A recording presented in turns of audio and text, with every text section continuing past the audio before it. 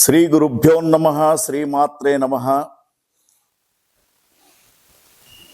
ఆదిత్యాయ చ సోమాయ మంగళాయ బుధాయ చ గురు శుక్ర శనిభ్యశ్చ రాహవే కేతవే నమః.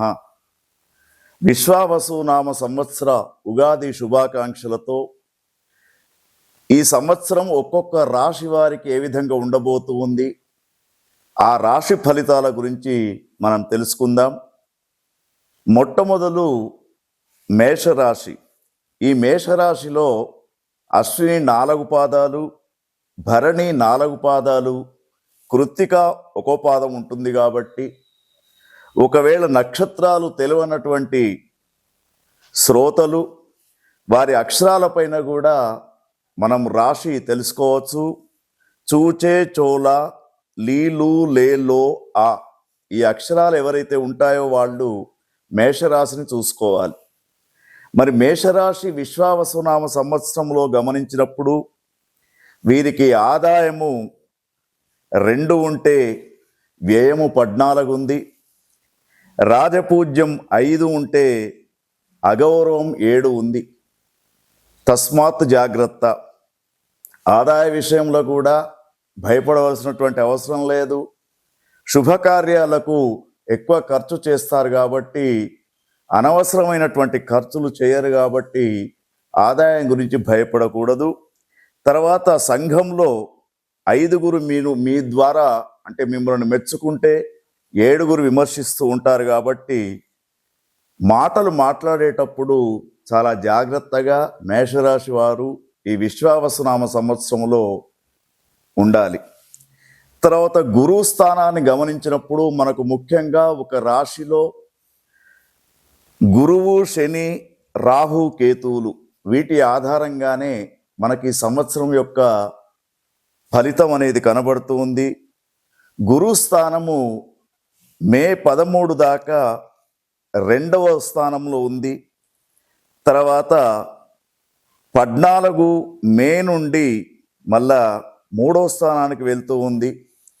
తర్వాత 19 అక్టోబర్ నుండి డిసెంబర్ 4 వరకు 4వ స్థానంకు వెళ్తూ ఉంది. కాబట్టి ఇక్కడ కొంత గురుస్థానాన్ని గమనించినప్పుడు మే 13 దాకా దాదాపు అన్ని పనులలో విజయాలను పొందుతూ ఉంటారు. ఎక్కడ కూడా కొత్త వ్యాపారం ప్రారంభించినా లేదా విద్యార్థులకు విదేశీ అవకాశాలు కానివ్వండి, విద్యా అవకాశాలు కానివ్వండి మెండుగా కనబడుతూ ఉన్నాయి. అయితే ఎప్పుడైతే గురుబలం తగ్గిపోతూ ఉందో అప్పుడు కొంత జాగ్రత్తగా ఉండవలసినటువంటి పరిస్థితి. మే 13 ద్వితీయ స్థానంలో గురువు ఉన్నాడు కాబట్టి అప్పుడు చాలా బాగానే ఉంటుంది. కానీ తదనంతరం మేషరాశి వారికి కొంత గురుబలం తగ్గుతుంది. కాబట్టి వ్యాపార సంబంధమైనటువంటి విషయాల్లో ఒడిదొడుకులు కనబడుతూ ఉన్నాయి. మరి శనిని గమనించినప్పుడు 30 మార్చి నుంచి ఏప్రిల్ 17 వరకు, తర్వాత అక్టోబర్ 11 నుండి జనవరి 10 వరకు 11వ స్థానంలో శని ఉన్నాడు. కాబట్టి 11వ స్థానం చాలా అనుకూలంగా ఉంటుంది. మరి శని బాగా ఉన్నప్పుడు ఆరోగ్య పరిస్థితులు కానివ్వండి, శత్రువులను జయించే అవకాశాలు కానివ్వండి ఇవి ఎక్కువగా ఉంటాయి. తదనంతరం గమనించినప్పుడు మనకు ఏప్రిల్ 18 నుండి అక్టోబర్ 10వ తేదీ దాకా మాత్రం కొంత జాగ్రత్తగా ఉండాలి. ఎందుకంటే అప్పుడే ఆ శని భగవాన్ యొక్క చూపు అనేది ఈ రాశి పైన పడుతూ ఉన్నది. కాబట్టి 12వ స్థానంలోకి శని ప్రవేశిస్తున్నాడు. కాబట్టి కొన్ని రకాల ప్రమాదాలకు గురయ్యే అవకాశం ఉంటూ ఉంటుంది. కాబట్టి ఆ సమయంలో కొంత జాగ్రత్తను వహిస్తే సరిపోతూ ఉంటుంది. తర్వాత రాహుగ్రహాన్ని గమనించినప్పుడు మార్చి 30 నుండి రాహుగ్రహం ఏప్రిల్ మే 16 దాకా 12వ స్థానంలో ఉన్నాడు. తర్వాత 17 మే నుండి సంవత్సరం మొత్తం కూడా 11వ స్థానంలో ఉన్నాడు. కాబట్టి రాహుగ్రహం యొక్క అనుకూలత ఎక్కువగా ఉంది.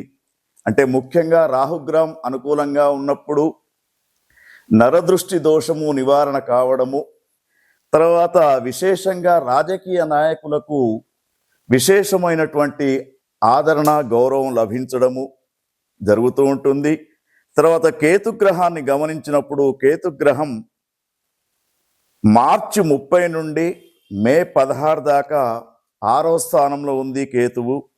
తర్వాత 5వ స్థానంలో ఉంది కాబట్టి 6వ స్థానంలో ఉన్న సమయం దాకా కేతుగ్రహం అంటే మీలో ఉన్నటువంటి జ్ఞానం అనేది ఉపయోగపడుతూ ఉంటుంది.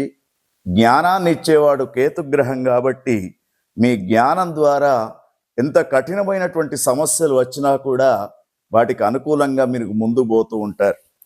ఇక మేషరాశి వారి యొక్క విశ్వావసునామ సంవత్సరంలో ఫలితాలను గమనించినప్పుడు దాదాపు మిశ్రమ ఫలితాలు కనబడుతూ ఉన్నాయి.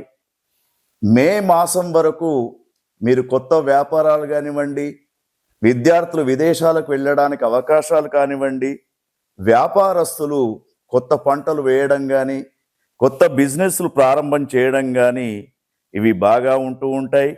అయితే ముఖ్యంగా జూన్, జూలై, ఆగస్టు, సెప్టెంబర్ ఈ 4 మాసాలు, తర్వాత ఫిబ్రవరి, మార్చి, ఏప్రిల్ ఈ 3 మాసాలు కొంత గ్రహస్థితి అనుకూలంగా లేకపోవడంతో అనారోగ్య సంబంధమైనటువంటి బాధలు వచ్చే అవకాశం ఉంది. మూత్ర సంబంధమైనటువంటి వ్యాధులు మేషరాశి వారికి ఈ సంవత్సరం కొంత కనిపిస్తూ ఉన్నాయి.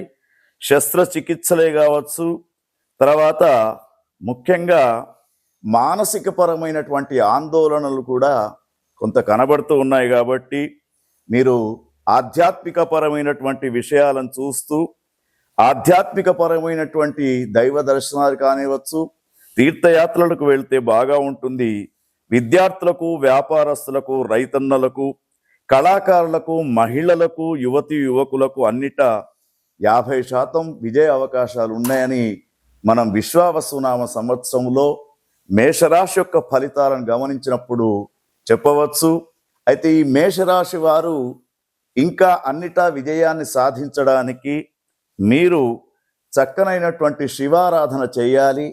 తర్వాత శివునికి సంబంధించినటువంటి నవగ్రహ పాశుపతం, శనిగ్రహానికి సంబంధించినటువంటి స్తోత్ర మాలికలు ప్రతిరోజు చదువుకుంటే మీకు అన్నిటా విజయ అవకాశాలు కనిపిస్తూ ఉంటాయి.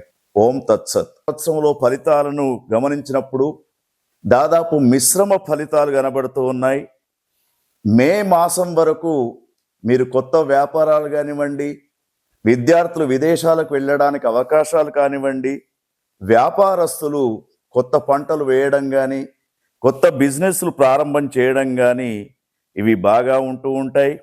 అయితే ముఖ్యంగా జూన్, జూలై, ఆగస్టు, సెప్టెంబర్ ఈ 4 మాసాలు, తర్వాత ఫిబ్రవరి, మార్చి, ఏప్రిల్ ఈ 3 మాసాలు కొంత గ్రహస్థితి అనుకూలంగా లేకపోవడంతో అనారోగ్య సంబంధమైనటువంటి బాధలు వచ్చే అవకాశం ఉంది.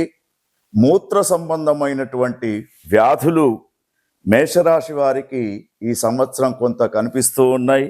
శస్త్రచికిత్సలే కావచ్చు, తర్వాత ముఖ్యంగా మానసిక పరమైనటువంటి ఆందోళనలు కూడా కొంత కనబడుతూ ఉన్నాయి. కాబట్టి మీరు ఆధ్యాత్మిక పరమైనటువంటి విషయాలను చూస్తూ ఆధ్యాత్మిక పరమైనటువంటి దైవ దర్శనాలు కానివచ్చు, తీర్థయాత్రలకు వెళ్తే బాగా ఉంటుంది.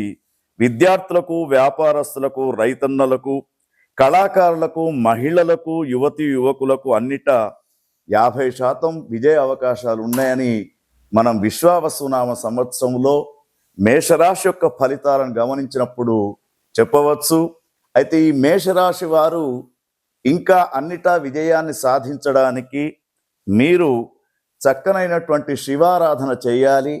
తర్వాత శివునికి సంబంధించినటువంటి నవగ్రహ పాశుపతం, శనిగ్రహానికి సంబంధించినటువంటి స్తోత్ర మాలికలు ప్రతిరోజు చదువుకుంటే మీకు అన్నిటా విజయ అవకాశాలు కనిపిస్తూ ఉంటాయి. ఓం తత్సత్.